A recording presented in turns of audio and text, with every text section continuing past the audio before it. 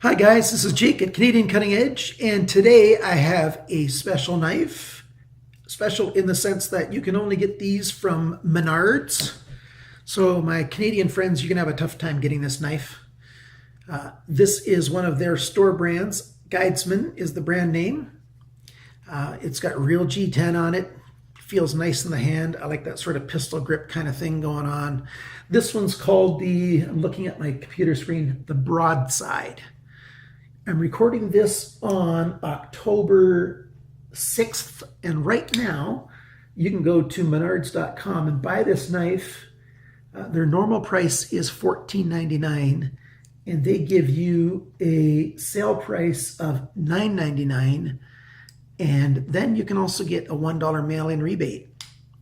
$1 mail-in rebate doesn't make sense in Canada because a stamp is almost $1. But for you Americans, $1 rebate mail-in might work. So you could theoretically get this for $8.89, the Menards Broadside. If you're interested at all, keep on watching. We're going to put this computer on our tabletop. Just looked at the computer. We'll put this knife on our tabletop and do a thorough check and review on this knife. Stick around.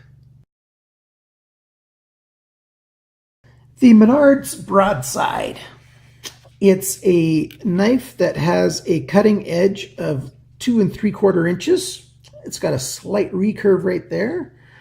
From the end of the handle to the cutting edge is just at 3 inches. Mine's just barely under 3 inches from the closest point on the end of the handle to the tip of the blade. The handle itself has a length of right around 4 inches. I really like a pistol grip kind of style. So it's a cool looking knife, feels good in the hand, looks good. Let's talk about more details. We've got 8 CR13 MOV steel, and it looks to me like it's been bead blasted with a very fine bead blast. That's not a coating on the blade at all. The blade thickness at the thickest point is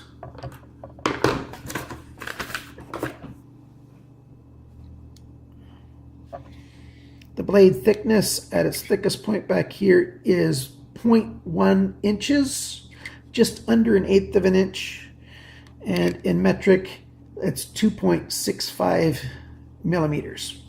Yeah, it's pretty good. The thickness of the handle is 1.23 millimeters, and that's just under 1/2 an inch thick. The G10 feels really nice. It's got that rounded profile back here. We've got G10 back spacer here. It's designed so that it's still quite easy to clean out. There's no skeletonizing on the liner anywhere. We've got a little bit of jimping on the liners and on the thumb ramp of the blade here, just enough to give a little bit of extra purchase on there. A little bit of jimping on the liner lock.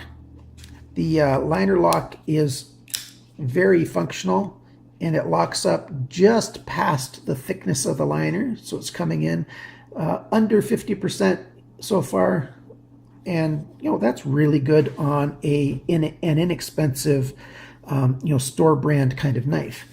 All the screws everywhere are Torx, and that's a good thing. So it's easy to take this knife apart if you needed to make an adjustment or check something out. You've got a tip down only option for carry. That's not such a good thing, right? A lot of you guys, and myself included, I prefer a tip up carry, but not by a huge degree. I don't mind a tip down carry. On this knife, you want a tip down carry, most definitely, and here's why. There's virtually no detent. It's got just a tiny little bit that you can't even perceive it when you're trying to do a very gentle kind of closing. I just barely felt it on my fingertip. The detent is totally absent, which means this knife will easily open in your pocket. If you had it in tip up position and sitting in your pocket, the chances are very high it's going to open up and you'll put your hand inside the pocket and you'll cut yourself. That's the biggest negative about this knife, and it's a big deal to me. I don't want to cut myself. I can flip it open quite well, even though it doesn't have a detent, and that's just because the action is very smooth. The pivot on it is done very, very well. It locks up rock solid, no blade play up and down, back and forth. I've not made an adjustment at all since I bought it. It's got 2 nylon washers, no bronze washers, and the action is really good on it. I was very surprised. And so it's got a lot of good going for it. It's got a nice big stop bar right there, which you don't often see on a knife this small, especially a store brand knife. The G10 feels good. I talked about everything else. It's comfortable in the hand. There's no lanyard hole. You could easily make your own, because the knife, here, I'll show you, the tip of the blade's right at my nail, and when it's closed, the tip of the blade is right where my nail is there. That's all the way closed, and then it sweeps back just underneath this screw hole and back this way. So right through the center of that screw and up. So you've got a lot of real estate right here that you could drill a hole through and make a lanyard yourself. If you've got a drill press, even a hand drill, you should be able to do this. What I would do if it was my knife, if I wanted the lanyard hole, I'd take these scales off, and I would drill through it, through the metal separately from the G10. That's just me. So it's a good looking knife. I like how it looks. It's a good blade shape. You've got that, it's got a dip down here and then a drop point there, sort of a spear point style swedge here, hollow grind, nice belly, almost a recurve there. Let's see how well it cuts. Let's start with this webbing. Oops, I was caught in the sharpener's choil there. Cuts through that, no problem at all. Cuts just fine.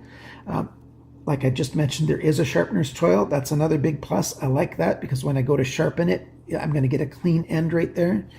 Let's try to cut something else. We've got this wire, nice and thick, heavy wire from an Xbox controller, and we'll see how well that cuts. No problem there. And, I can cut through it quite easily any way I want. And just to demonstrate what I was cutting through, look at that. There's all kinds of steel. There's copper. There's this aluminized foil in here. Foil's not that hard to cut, but that's another layer. And then you've got wires and you've got these strings. It's a lot to cut through, and it cuts through that no problem at all. That little bit of recurve means you can cut through, you can cut wood easily.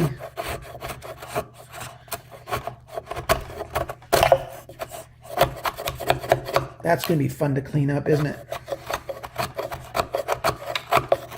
So you could use this for whittling. Partly that pistol grip is really handy for that too. So it's a knife that I like, and I really want to like it a whole lot more.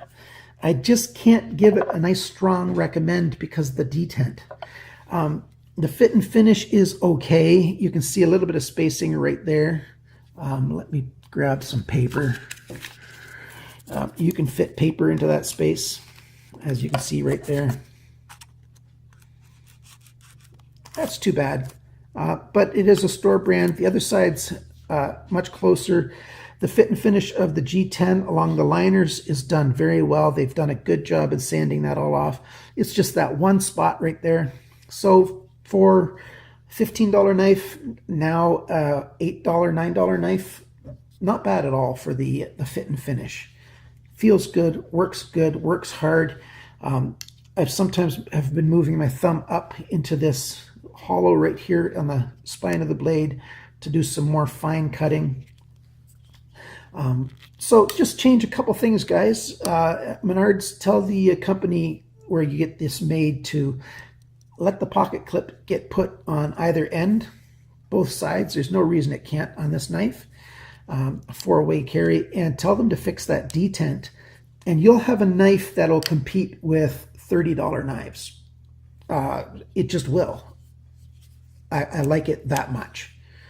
But right now, it doesn't quite do it, and that detent is a big deal. If you like this video, if you've never bought a knife from Menards, they've got a lot of knives with this Guidesman brand. So a lot of different styles to choose from. So head on over to a Menards, take a look at what they've got. I'm not telling you to buy anything, but be informed and see what they have. They've got other knives at a pretty decent price. I bought a Victorinox at a Menards in Montana. Not a bad knife. And they are a decent brand. I wonder what company they're using in China to get these made. Thanks for watching. If you liked the video, click on like down in the lower right-hand corner. If there's somebody you wanted to share this knife with, this review with, go down in the lower left-hand corner and hit the share button. And I'd like to hear any of your comments, feelings, ideas that you have about this knife or knives in general in the discussion below. Thanks for watching. Always remember, cut towards your chum and not your thumb. Bye now.